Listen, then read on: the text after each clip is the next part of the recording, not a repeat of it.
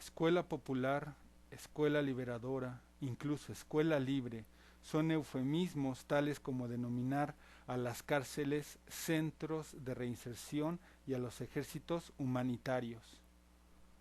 Supuesto pedagogo de profesión, me he negado siempre a escribir de pedagogía, quizá por no reconocer la miserabilidad de mi profesión y querer esconder, dejando así enterrado el lado profesional de mi vida. Lado profesional, triste palabra, somos profesionales, técnicos y en suma gestores del capitalismo. Han profesionalizado nuestras existencias, las han especializado, las han tecnificado hasta el límite.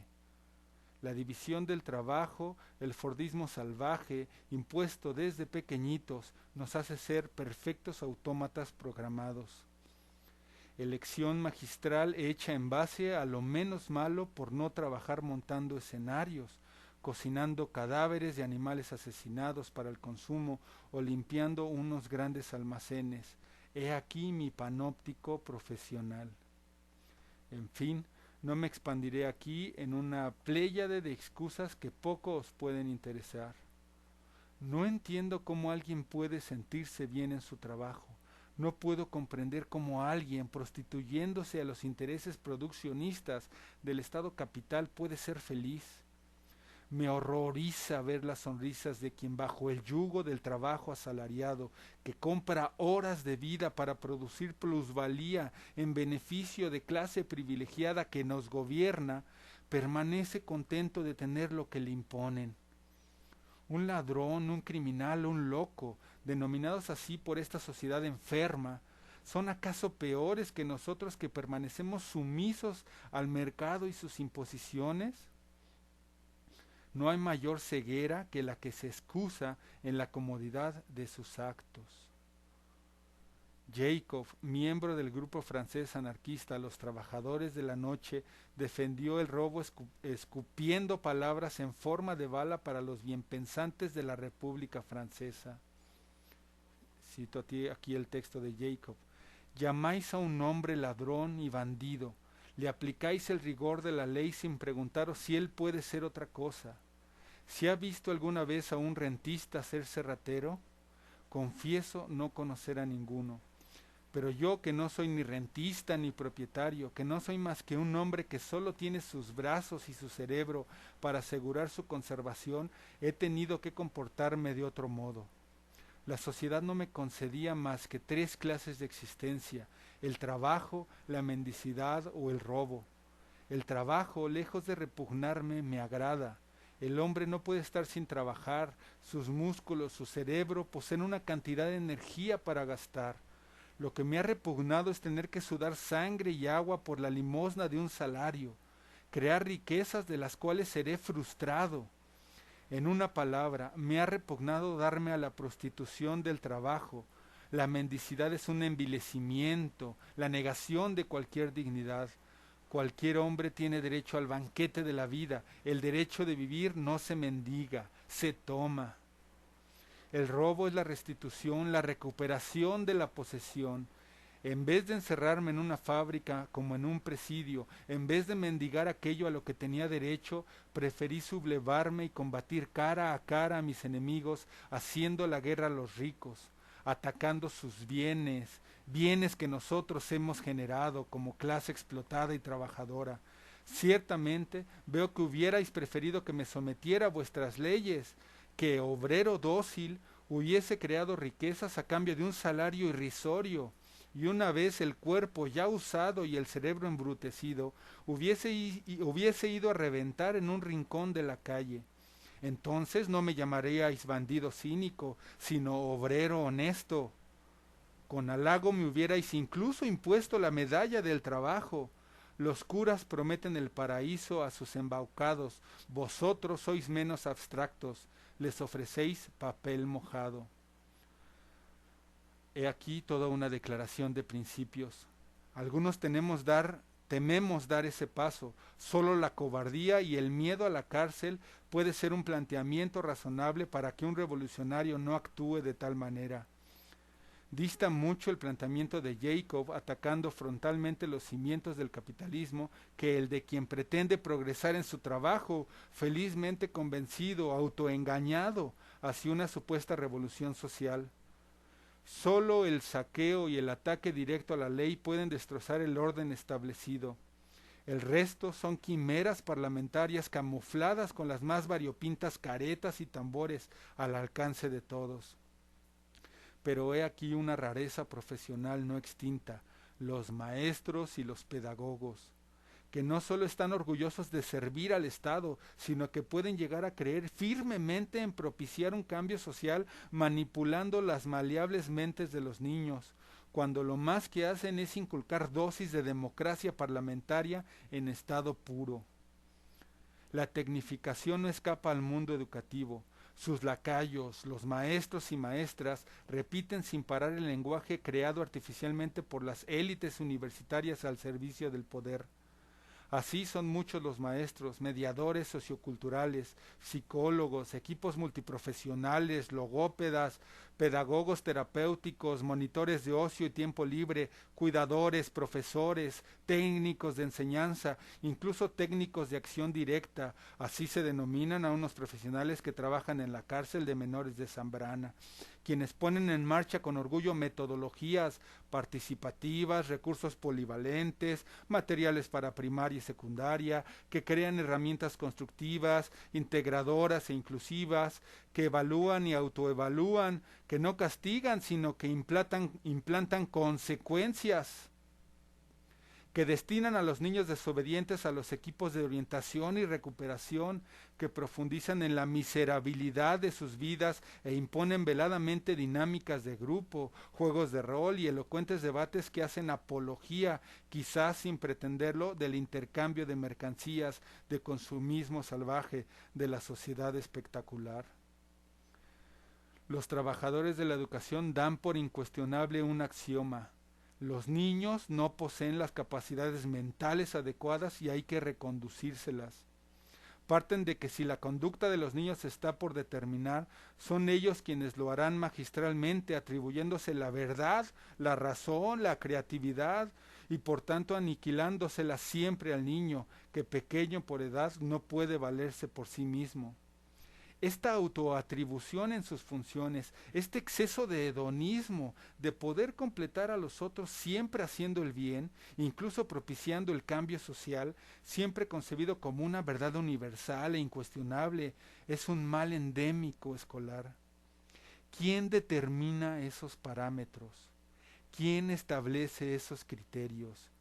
¿Quién se cree más cabal que un niño? Vemos a los niños avanzar con los años y se van contaminando por la influencia detestable de los adultos. ¿Somos las personas adultas más cuerdas que ellos? Solo cabe echar un vistazo al caos mercantil que rige nuestras vidas para deducir que no. Pero ni siquiera se duda, se establece un rol erróneo, nefasto, el que sabe y el que no sabe, el que de manera increíble se atribuye el monopolio de la verdad y la va a transmitir a los pequeños. Una superioridad camuflada en los criterios pedagógicos progresistas realmente reaccionaria. Se establecen relaciones de dominación y por tanto de obediencia.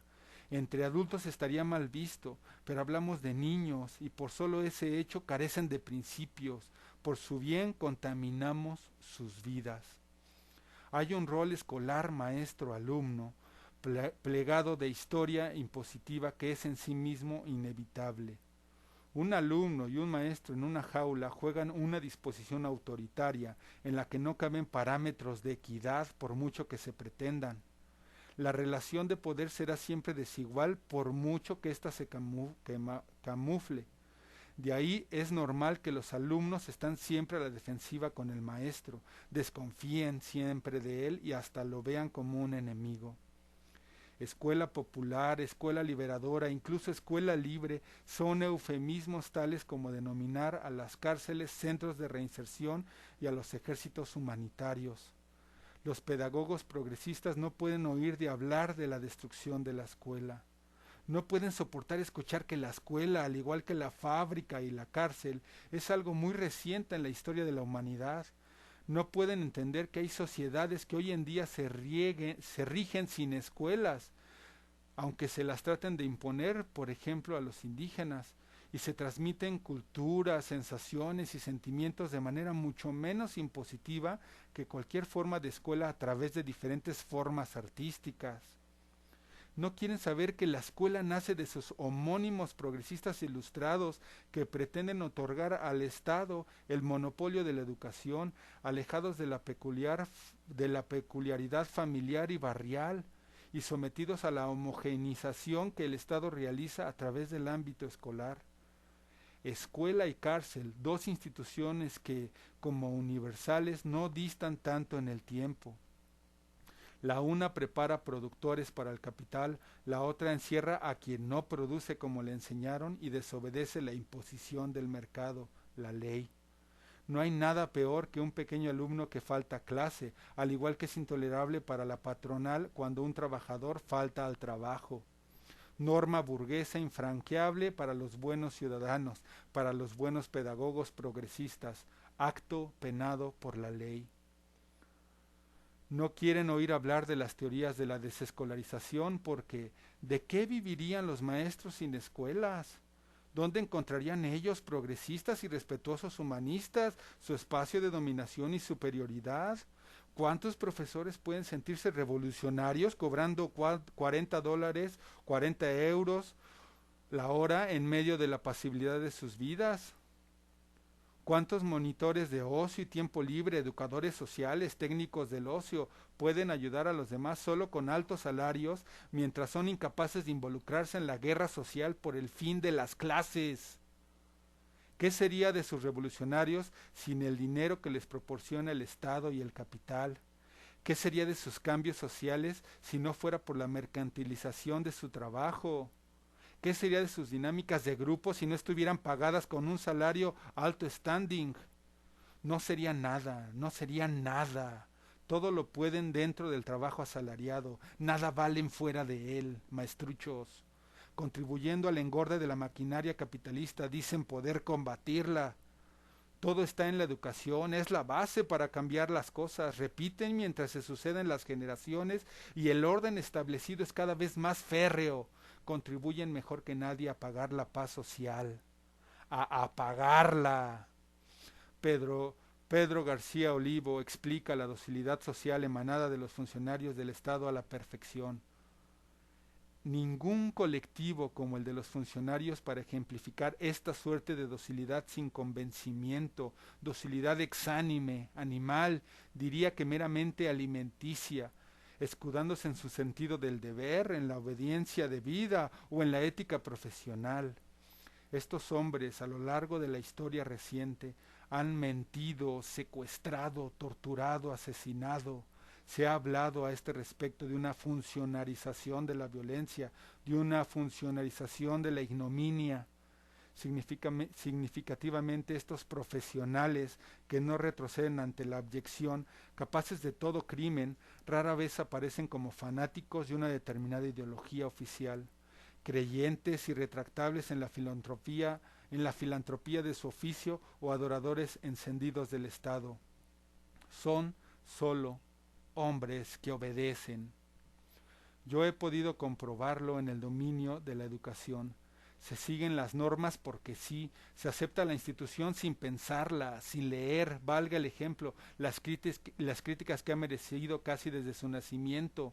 Se abraza el profesor al sentido común docente, sin desconfiar de sus apriorismos, de sus callados presupuestos ideológicos, y en general se actúa del mismo modo que el resto de los compañeros, evitando desmarques y desencuentros.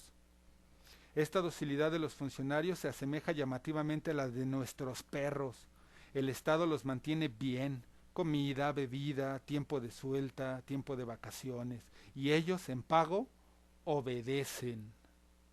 Igual que nuestro perro condiciona su fidelidad al trato que recibe y probablemente no nos considera el mejor amo del mundo. El funcionario no necesita creer que su institución, el Estado y el sistema participan de una incolumidad destellante. Mientras se le dé buena vida, obedecerá ladino. y encontramos por doquier funcionarios escépticos, antiautoritarios, críticos del Estado, anticapitalistas, anarquistas, obedeciendo todos los días a su enemigo solo porque éste les proporciona rancho y techo, limpia su rincón, los saca a pasear. Me parece que la docilidad de nuestros días en general, y ya no solo la docilidad funcionaria, acusa esta índole perruna.